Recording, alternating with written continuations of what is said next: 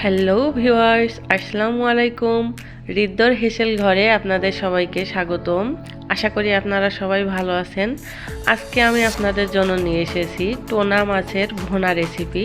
তো চলুন দেখে নেওয়া যাক কিভাবে এই মাছটা ভুনা করতে হয়। আমি একটি পাত্রে 5 পিস মাছ নিয়ে নিয়েছি এবং দিয়ে দিচ্ছি এর ভিতরে সামান্য হলুদ লবণ দিয়ে এটাকে মাখিয়ে নেব। চুলায় একটি প্যান বসিয়ে এতে দিয়ে দিচ্ছি 2 টেবিল চামচ পরিমাণ তেল। তেলটা একটু গরম হয়ে এলে হলুদ লবণ মাখানো মাছটি এর ভিতরে সাজিয়ে দিয়ে দিচ্ছি। মাছটি আমি একটু কড়া করে ভেজে নেব। আমার মাছের এক সাইড ভাজি হয়ে গিয়েছে, এখন আমি মাছটি উল্টিয়ে দিচ্ছি। মাছটি আমার উল্টানো হয়ে গিয়েছে, মাছটি ভাজি হতে থাক আর আমি এদিকে আমার মশলাটা রেডি করে নিয়ে নিয়েছি। হাফ চা চামচ জিরা, 2টা রসুনের কোয়া, 2টা পেঁয়াজ এবং একটা টমেটো। মাছটা আমার এদিকে ভাজি হয়ে গিয়েছে, মাছটাকে আমি উঠিয়ে নিচ্ছি।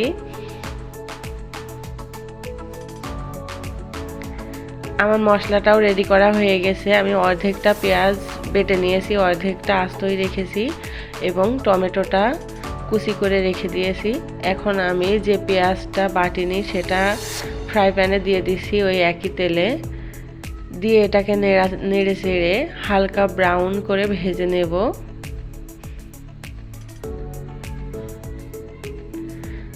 আমার পেঁয়াজটা ভাজি হয়ে এসেছে, এখন আমি এর ভিতরে দিয়ে দিচ্ছি বেটে রাখা মশলাগুলো। মশলাটা আমি 30 থেকে 40 সেকেন্ড মতো নেড়ে চেড়ে ভাজি করে নেব।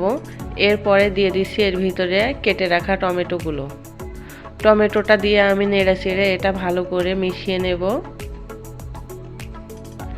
এ পর্যায়ে আমি দিয়ে দিচ্ছি হাফ চা চামচের একটু কম লবণ, হাফ চা চামচ মরিচের গুঁড়া এবং দিচ্ছি 1/4 চা চামচ হলুদের গুঁড়া দিয়ে এটাকে আবারও নেড়ে চেড়ে মিশিয়ে নেব।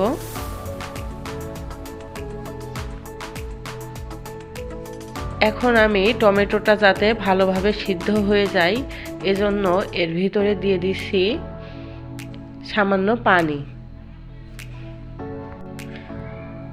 পানিটা দিয়ে আমি টমেটোটা ভালোভাবে নেড়ে চেড়ে এটিকে ভালোভাবে কষানোর জন্য আমি একটু ঢেকে দিব।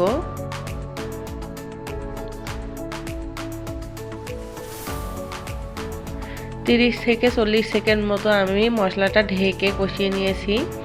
এখন দেখুন মশলা থেকে প্রায় তেল ছেড়ে এসেছে। এটাকে আমি আবারও নেড়ে চেড়ে একটু কষিয়ে নেব। যতক্ষণ না পর্যন্ত এর থেকে ভালোভাবে তেল ছেড়ে দিছে ততক্ষণ এটাকে কষিয়ে নেব। আপনারা কিন্তু বাড়িতে অবশ্যই একদিন ট্রাই করে আমাকে জানাবেন আপনাদের রেসিপিটা কেমন হয়েছিল।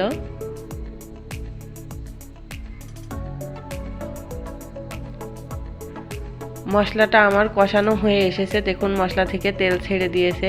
এ পর্যায়ে আমি ভেজে রাখা মাছগুলো দিয়ে দিচ্ছি।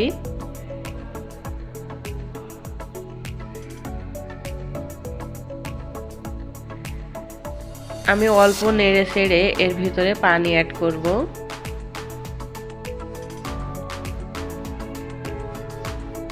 এখন আমি দিয়ে দিছি হাফ কাপ পরিমাণ পানি।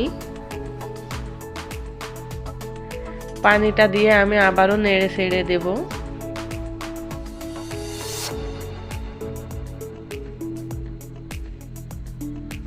এখন আমি এটা আবার ঢেকে দেব যাতে মাছের ভিতরে মশলাটা খুব সুন্দরভাবে ঢুকে যায়।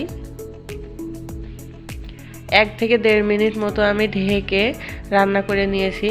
এখন আমি এটাকে আলগা করে আবার রান্না করে নেব। যতক্ষণ না পর্যন্ত পানিটা শুকিয়ে যাচ্ছে ততক্ষণ আমি এটাকে রান্না করে নিয়েছি। দেখুন পানিটা শুকিয়ে গিয়েছে এবং মশলাটা ভোনা ভোনা হয়ে গিয়েছে। এ পর্যায়ে আমি এটাকে নামিয়ে নেব। আমি একটি প্লেটে এটাকে সাজিয়ে নিয়েছি, দেখুন কি সুন্দর দেখাচ্ছে। সাথে থাকার জন্য আপনাদের সবাইকে অসংখ্য ধন্যবাদ।